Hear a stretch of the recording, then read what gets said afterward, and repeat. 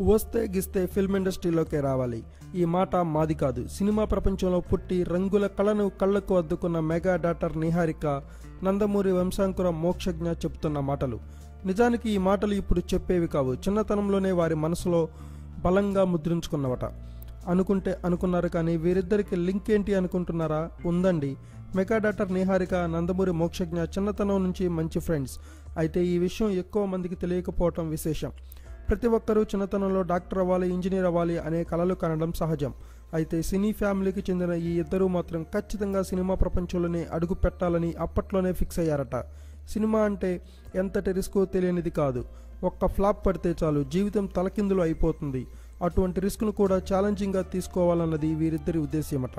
అందుకే నందమూరి అందగాడు 100వ చిత్రంతో మోక్షజ్ఞ వెండితెరకు గ్రాండ్ ఎంట్రీ ఇవ్వాలని చూస్తుంటే, ఒక మనసు సినిమాతో ఇప్పటికే ఇండస్ట్రీకి ఎంట్రీ ఇచ్చింది నిహారిక. కమర్షియల్గా ఈ సినిమా హిట్ కాకపోయినా నిహారిక యాక్టింగ్కి మాత్రం మంచి మార్కులే పడ్డాయి.